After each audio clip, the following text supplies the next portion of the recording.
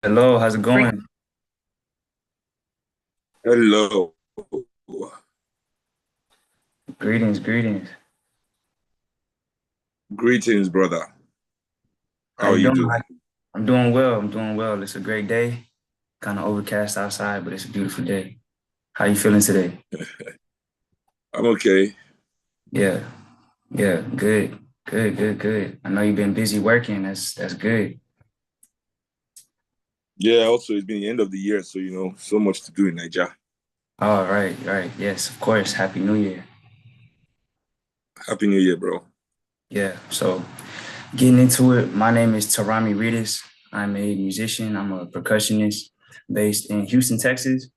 And I run a brand called Drumz Uhuru. And the whole premise and focus of the brand is to build a community of musicians, of percussionists, in and of traditional African diasporic folk music and traditions. Um, and, for us to come together, to collaborate, to network, to build, to have conversations, all with the purpose of elevating our art form, and basically having it be seen and respected and valued in the ways that I feel like it should be. And with you coming from such a historic legacy, being the child of Fela and being your own legend and musician in your own right, I wanted to have this conversation with you and ask you a few questions about your experiences, about your journey, and yeah, just provide a lot of value to the community. So, how's that sound?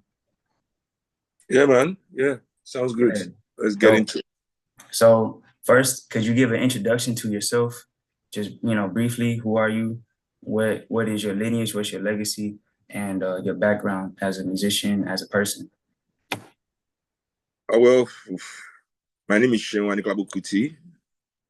Uh, I'm a father. I'm a musician also. I always say I've been in my band since I was 8 because the band was run by my dad, as everyone knew back then. The Egypt 80. I joined when I was 8. I used to open the shows for my dad till he passed when I was 14. And I've just been basically headlining the bands all my life since that time. I took some sabbatical from work and went to school to do more work. Went to the Liverpool Institute for Performing Arts, where I got a diploma in popular music and sound tech. And yeah, the rest they say is history. You know. Yeah, man. Yeah, man, that's dope. So you just released a record, a project, Heavier Yet, Lays the Crown on His Head. Can you tell us a bit about what went behind that? What was the inspiration for that project? Oh, uh, well, for me, because I'm already working on my next project. It's hard to get back into that project, but I will. I will. It was something that was inspired because I believe so much that we live in a world where the rich demand everything, even the sympathy of society. And it comes from Henry IV. And when he was in his Lamentations, and at the end of it in chapter 4, I think in Shakespeare's Henry IV, and he says, "Uneasy lies the head that wears the crown," basically because his life is so hard. And over time that saying has gone on to become heavy lays the head that wears the crown. And basically it's us being told by the global elites that regardless of the fact that they have all the comfort of that our planet has to offer, we still need to give them the only thing that I believe is rightfully the people's emotion, sympathy, because at the end of the day, we bear the brunt of the decisions that as they say, is so difficult to make. So basically, that was the entire idea behind that album, to question that narrative in society and how it affects us as working class people in our own engagement with self and society in general, and basically that's why the tracks on the album basically just spoke to uh, societal institutions, from religion, the institution of love, uh, of personal space. I try to, like, as much as I could on the album, explain that we the people bear the brunt of that. I mean, I'm doing it. I want to work on a volume 2, which I actually want to do a track called Heavier Yet, just to get people to stop asking me the question and actually do a track and, explain all this in the track instead of making it so cryptic through a whole album. I think people want a track. Yeah, man, that's really cool. That's really cool. And it's important that, as artists, you unite people and inspire people to be better, to become more aware of their surroundings and what's happening and what they can do about it. So that's amazing, man. I want to ask you, what was it like finding your voice growing up, and what was that process like for you as a musician, as a person? I think I always, growing up in my father's house and being tutored by him, and then also by my environment and the surroundings that was Kalakuta Republic, I always felt like my voice was defined even before I grew up, but it was the people that didn't hear it. And that was not a fault of mine. It took people time to hear me. They were trying to listen to me through different uh I don't know how to say this, but they were listening to me, I think, from their own perspective. It took time for people to get out of their own bullshit and pay attention, But I feel like my voice has always been defined, you know. Uh, it encompasses everything that makes me me. I am my father's son. I am my country's citizen. I am this world's creation. I am all these crazy things that this world have made me, all jumbled up into one. And I think people for a while could only hear one aspect of that. But after a while, the uniqueness of it, shone through, and it all depends on, I say to people, you can't define yourself by what people think of you. You know, even if you are a lie, you must be the biggest believer of that lie and just keep at it. I mean, keep at it. Look at capitalism. Just be like that. Don't keep at your lie. Don't give up.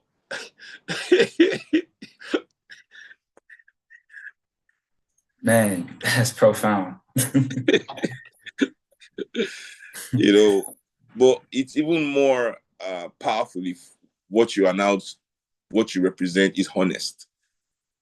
Because that's the best we can wish for as human beings, to be honest. People talk about, oh, truth.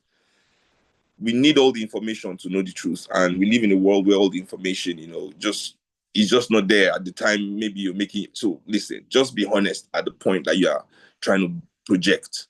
Be honest about that projection based on who you are and what you know at that point.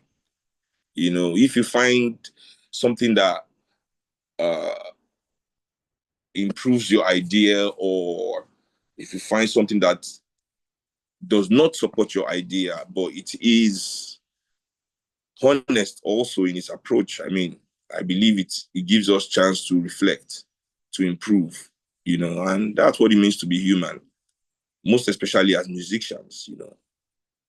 I think if you're not reflecting constantly on improving who you are, you can't be a good musician. Yeah, it's impossible. Yeah, because that will come out into the music. Definitely. Definitely. Mm-hmm. You just saying stupid shit. So I want to ask you with that, what is your approach to creating and innovating within, the Afrobeat tradition? Well, everybody asks me this thing all the time, and I really can't put a finger on it. I have ideas. That's it. I think every musician, to be a musician, you must have that moment where you are presented with the sound. The higher forces give you that, and it's your duty to transform it into a language that humans can understand and digest and be inspired by. I think that's our duty as musicians, to take divine sound and turn it into music, to something that human beings that can help humanity, that they can relate to and stuff. And so yeah, so I get that sound, and then I'm also giving ideas of what to talk about. Like, I want to sing about so many things, and I have all these ideas, and then I get this sound, and I'm like, okay, yeah, this sound matches this idea. I don't know how that works itself out in my head. I'm not one of those people that tries to explain all the mysteries. I think it's childish to want to know everything, to think we know where we're from and where we're going, and we all know God, and we know what is good. And these humans are very proud beings. We are full of hubris. So I let the things I can't explain. They are the most beautiful things. I enjoy the mysteries. Let them be mysteries. So I don't know how that works itself out in my head. That's a mystery. Which sound goes with what vibe and whatever. And yeah. And then I just do what I do, write the song. It takes time. It's hard work. It's not. Sometimes I go in the studio. I go in my studio, in my workstation. I write the song in 3 hours. Sometimes I write the song in 3 months. What can I say? What can I say? Yeah, that's beautiful. Process and mystery, man. Wow, that's dope. That's dope. So this latest work has had some pretty epic collaborations. Damian Marley, Sampa the Great. How do you pick, who you want on your record, who you want to work with? What does that approach look like to collaborating and making Oh, space? You know what I'm saying? that's teamwork. That's me sitting down with management, sitting down with my PR, sitting down with those people who also have their thumb on the pulse of what's going on out there. Seun, the people would have really loved you to do something with this guy. You and this guy will sound, because as an artist, you don't see the entirety of yourself also.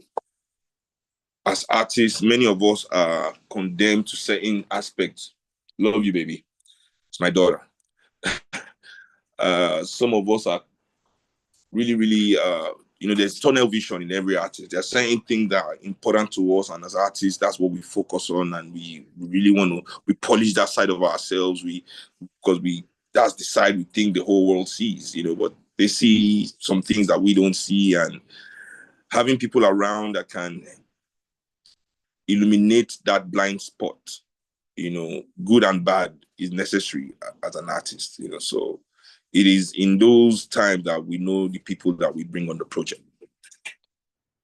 And sometimes it just falls on my lap. Like, not on my fourth album, Black Times,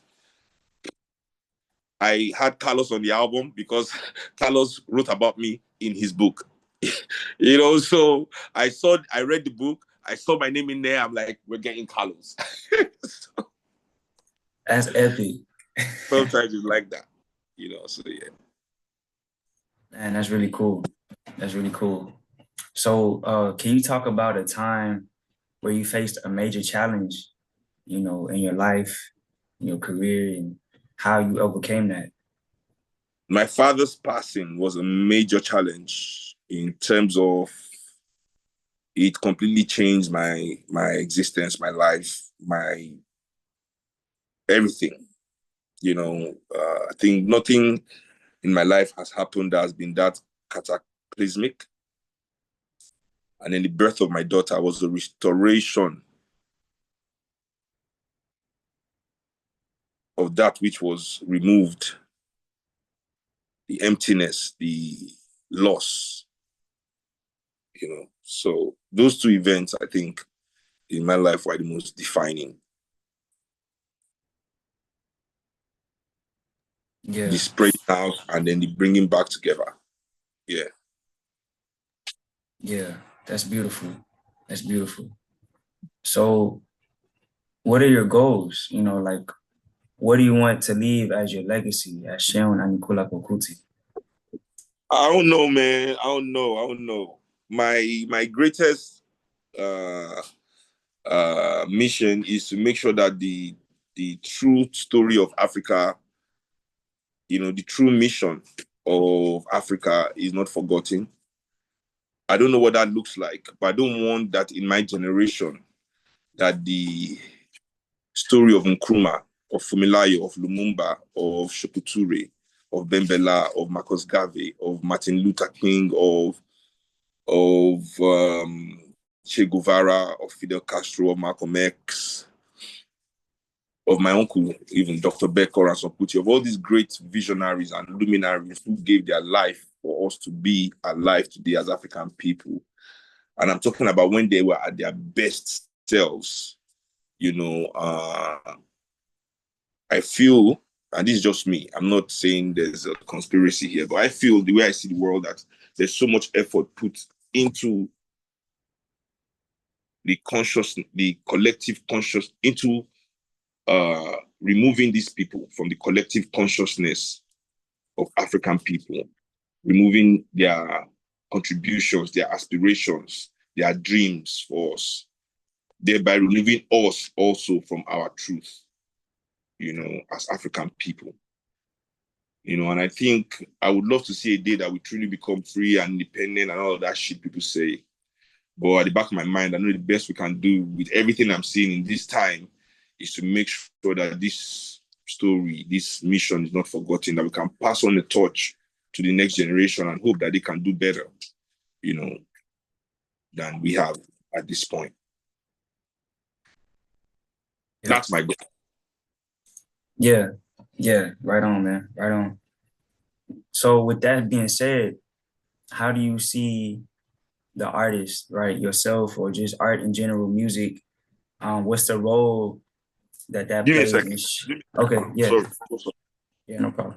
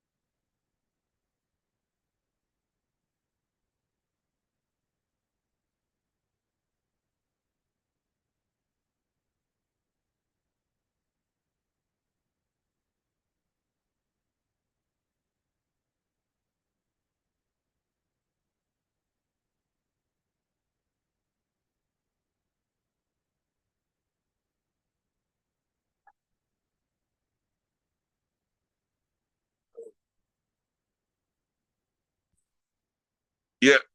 Sorry, bro. Yeah, no worries. So, just picking up on the last point, how do you see art, music, and the people that create these things? What's the role of that in shaping the collective consciousness of the people and shaping the culture? I think this question is now completely based on opinion. We live in a world where, especially as African people in the African global African family, you know, part of removing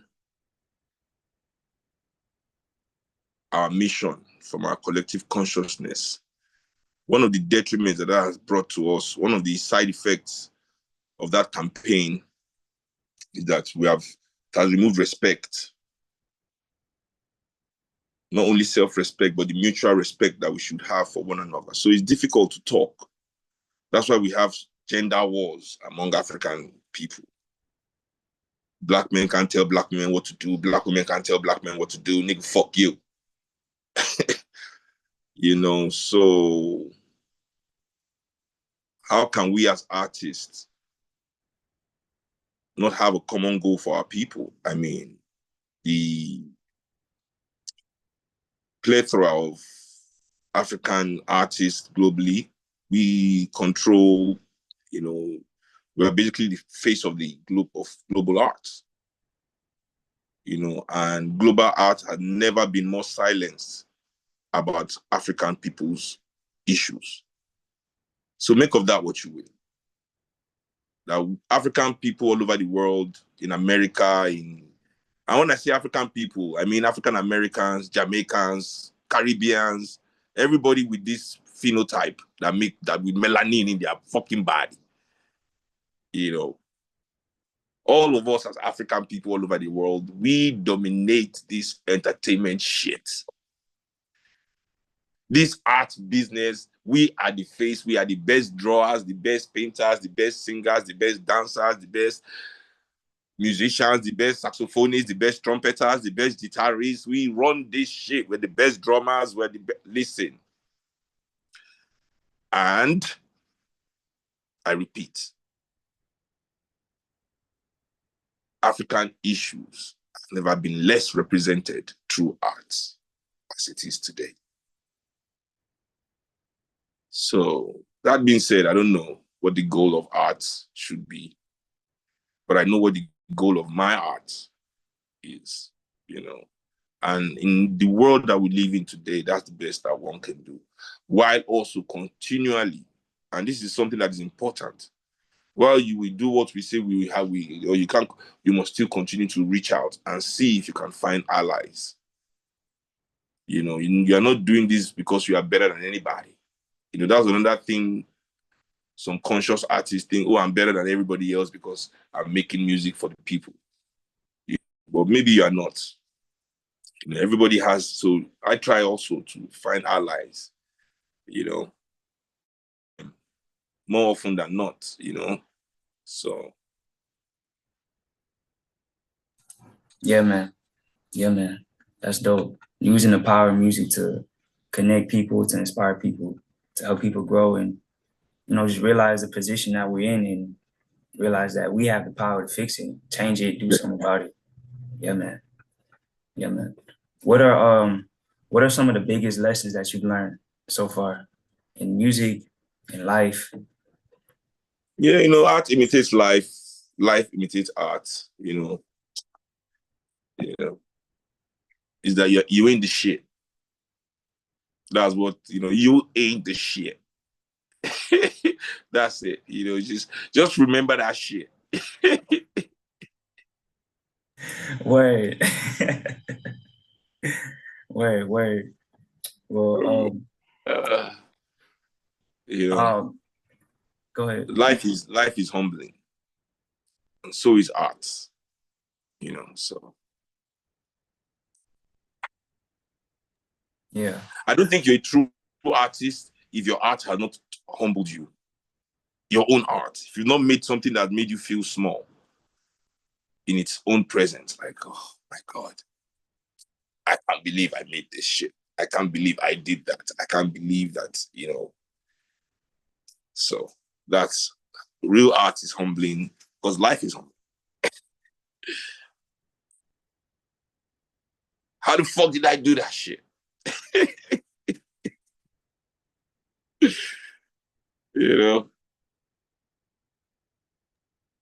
Deep, man. That's so deep. I wanna thank you for your time, Seun. Thank you so much for your. Listen, I have to apologize for all the missed appointments. I was on tour. It was hard. When I got back, it was crazy. But the new year, I mean, You made it Yeah, happen. So yeah, have a man, good one. definitely. I got one more question. What are Okay. some ways that you take care of yourself? Because it's a lot. You do a lot. It's a crazy world out here, and it's a lot of things always trying to take you off your square. So Yeah, man. The best advice I have is lay down. Stop and lay the fuck down. You know, I lay down so much sometimes I don't want to get up. You just gotta lay down. I think that's it. Not lay low, but take a breather. That's the best way. Your mind, your body, let them believe that there's really nothing they have to do. Like, let's just chill. Right? Chill. Listen to a good book, watch a nice movie, read something, scroll through your phone, you know, and not your emails. Just scroll through your phone. Like, go to the funniest pages, just chill. I think that's the best way of taking care of oneself. Just chill. that's facts, man. That's facts. Well, I want to close out. Thank you so much, Sean. Thank you for your rawness, your authenticity, your character, your humor, man. Dope, man. It's so dope. I love all of it. What are some ways people can get in touch with you, support you, follow you, anything? Well, support, stream our music, come to the shows. That's the biggest support you can give us. Big Bird Kuti on Instagram. Yeah, that's the social media I use the most. I'm on Facebook also, Seun Kuti. The Twitter is at real Seun Kuti. Yeah, that's about it. Cool. Thank you so much, man. Enjoy the rest of your day. Bless, bro. Bless.